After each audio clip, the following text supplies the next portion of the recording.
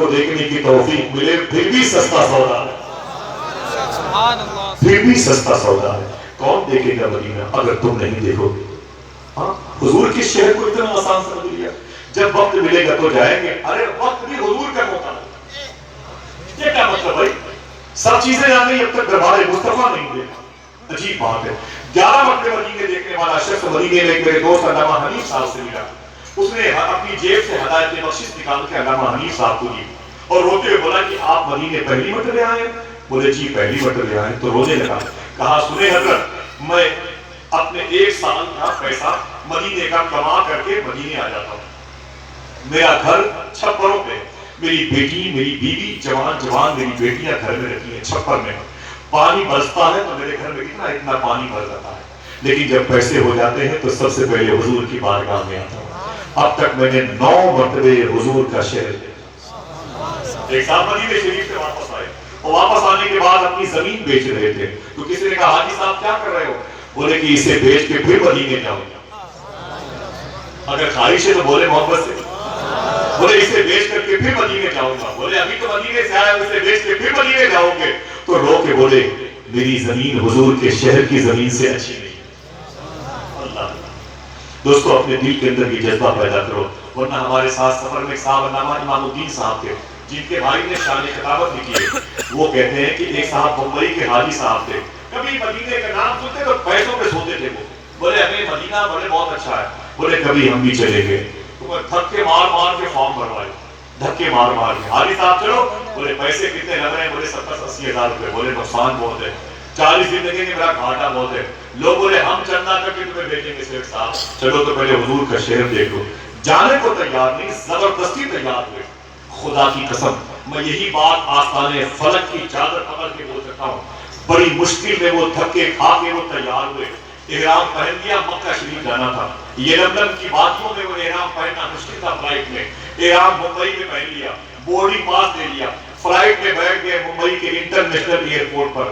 جب فلائٹ میں بیٹھے، جیسے فلائٹ ابھی رنوے پر ہے، ابھی پچ پر ہے، ابھی اڑا نہیں ہے، ویسے ان کے سینے میں درد ہوا۔ الارم بجایا تو ایئر ہوسٹس آ گئی، بولے حاجی کیا بات ہے؟ بولے میرے سینے میں درد ہے۔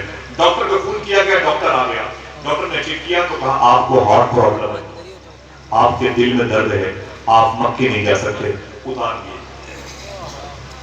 سمجھے 3 گھنٹے کے بعد کعبہ دیکھنے والا فلائٹ سے اتار لیا گیا، علاج کروایا، 2 مہینے کے بعد ٹھیک ہو گئے۔ اگلے حج کے موقع پر پھر تیار کیے گئے، دوستوں نے دباؤ ڈالا، پھر تیار ہوئے۔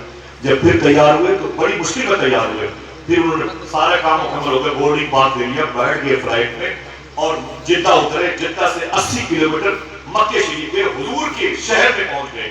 سامنے کعبہ بس دیواریں موجود ہیں، جبل عمر کے پیچھے مسفلا کا علاقہ، مسفلا کے قریب بن لادن مسجد ہے، اور بن لادن مسجد کے قریب کے پاکیزہ ہوٹل میں ان کو روم ملا۔ اپنا سامان لیا، سیٹ صاحب نے اپنے روم میں گئے اور سامان رکھا۔ لوگوں نے کہا بس آدھے گھنٹے کے بعد چلیں گے، اللہ کا سب سے بزرگ اور معظم گھر خانے کعبہ دیکھیں گے۔ آدھے گھنٹے کے اندر پھر سیٹ صاحب کے سینے میں درد ہوا۔ سامنے کعبہ، بس دیوار گرا تو کعبہ نظر آتا ہے، لیکن پھر سینے میں درد ہوا۔ جب درد ہوا تو چیخ پڑے، مولوی کو فون کیا گیا، اس نے مستشفیٰ ہے ہاسپٹل لے جا کر کے ایمبولینس میں بھرتی کروا دیا۔ 3 دن کے بعد انڈین ڈاکٹرز نے کہا یہ مکے میں رہنے کے لائق نہیں۔ ان کا پاسپورٹ، ان کا بیگ منگایا گیا، ہاسپٹل سے ان کو گاڑی آئی اور جدہ بھیجا۔ جدہ میں ان کو ایک فلائٹ پر بٹھا کے ممبئی بھیجا گیا، 2 مہینے کے بعد مر گیا۔ سمجھ گئے پیسے کس کام کے؟ عبداللہ آبادی نے کہا تھا کیا کروں احباب کے کارے نمایاں کر گئے، پیے ہوئے، نوکر ہوئے، پینشن ملی پھر بھر گئے۔ اے دوستو، اگر دولت ملی ہے تو جلد حضور کا دربار دیکھو۔ ہاں تو بڑھا کے بولے انشاءاللہ، دیکھنے کی خواہش پیدا ہوتی ہے۔ ہاں یہ دربار مصطفیٰ آئیے، میرے آقا صلی اللہ علیہ وسلم جب مدینے میں انٹری کرتے نا، مدینے میں آتے خبر آپ کیا محبت کریں گے، اتنی محبت حضور نے مدینے سے کی ہے۔ میرے آقا صلی اللہ علیہ وسلم جب مدینے میں انٹری کرتے تو اپنے بائیں ہاتھ میں اپنے گھوڑے کی لگام مبارک لیتے اور داہنے ہاتھ سے اپنے مبارک چادر شریف کو یوں اٹھاتے اور لگام کو یوں ٹائٹ کرتے، قدمین شریفین اپنے مبارک پیروں سے اپنے گھوڑے کو ایڑ لگاتے اور چادر شریف ہوا میں یوں لہراتے اور خوش ہو کے حضور فرماتے اے میرے غلاموں خوش ہو جاؤ، میرا طیبہ آ گیا، میرا طیبہ۔ ذرا محبت سے کہتے ہو سبحان اللہ۔ میرا طیبہ آ گیا، میرا طیبہ آ گیا۔ جب صحابہ کے گھوڑے کے گرد و غبار اڑ اڑ کر کے صحابہ کرام کی داڑھی پہ لگتے، اسے ہٹانا چاہتے، تو میرے آقا فرماتے اسے مت چھاڑو، یہ میرے طیبہ کی مٹی ہے، میرے طیبہ کی مٹی۔ جس شہر کی مٹی سے حضور نے محبت کی، اس شہر میں کب جاؤ گے؟ جانے کی خواہش پیدا ہوتی ہے؟ بولو بولو ہاتھوں اٹھا کے، ہاں جلدی مدینے شریف کا سفر کرو کہ نہیں کرو گے؟ انشاءاللہ کرو۔ یہ محاورے کا انتظار کس معنی بھائی؟ 6 معنی دارا۔ دعا کرو اللہ سب کو حضور کا شہر دکھا دے۔ آمین کہہ دو آمین۔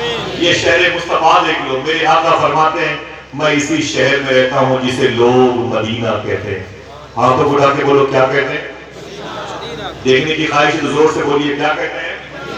جسے لوگ مدینہ کہتے ہیں۔ اس نے کہا کوئی بات نہیں آپ جائیں۔ میرے آقا گھوڑے پر بیٹھے اور سفر فرمانے لگے۔ اب تک اس نے حضور کو دیکھا تھا کھڑے ہو کے بات کرتے ہوئے، اب جب حضور تشریف لے جانے لگے تو اس نے حضور کو جاتے ہوئے دیکھا۔ جب حضور کو جاتے ہوئے دیکھا تو اپنی انگلیاں اپنی آنکھوں پہ رکھ کے حضور کو دیکھنے لگے۔ اتنے میں اس کا نوکر نکل کے آ گیا۔ اس نے کہا صاحب کیا سواری دیکھ رہے ہیں؟ اس نے کہا سواری تو اپنی ہے، سوار دیکھ رہا ہوں۔ سوار سمجھتے ہیں؟ اس نے کہا سواری تو اپنی ہے، سوار دیکھ رہا ہوں۔ اللہ اکبر اللہ اکبر۔ جیسے اس نے کہا میں سوار دیکھ رہا ہوں، سواری تو اپنی ہے، تو نوکر نے کہا سواری آپ کی وہ کیوں لے کے جا رہا ہے؟ تو اس نے کہا میں نے اسے بیچ دیا ہے۔ کہا بیچا ہے تو کیا دیکھ رہے ہو؟ کہا ایسا انسان کبھی نہیں دیکھا۔ اگر دل کہے تو سبحان اللہ کہے، ایسا انسان کبھی نہیں دیکھا۔ اے آمینہ تیرے لال کو سلام، تیرے اس شکم کو لاکھوں سلام جس شکم میں حضور نے 9 مہینے گزارے۔ اے مکے کی گلیوں تمہیں مبارک ہو، تم نے حضور کے قدم کی آواز کو اپنی زمین میں رکھا ہے۔ اے مکے کی پہاڑیوں تمہاری سماعتوں کو سلام جس نے حضور کا اعلان نور سماعت کیا۔ اللہ اکبر۔ ہمارے دل میں حضور کی حسن کی پاکیزہ کرنیں پہنچی نہیں ہیں۔ آج میں چاہتا ہوں کہ حضور کے حسن سے ہم قریب ہو جائیں، حسن مصطفیٰ کی باتیں کریں۔ لوگ نیتا نگری کی باتیں کرتے ہیں، ہم اپنے بچوں کے سامنے مدینے والے کے حسن کی باتیں کریں۔ حسن مصطفیٰ کا تذکرہ میرے امام نے ہمیشہ کیا۔ کیا کہا میرے امام نے؟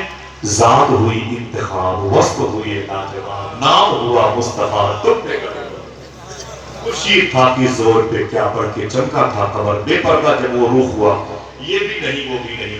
میرے آقا صلی اللہ علیہ وسلم تشریف لے گئے، تشریف لے کے جا رہے۔ وہ نوکر پوچھتا ہے صاحب یہ کیا دیکھ رہے ہیں؟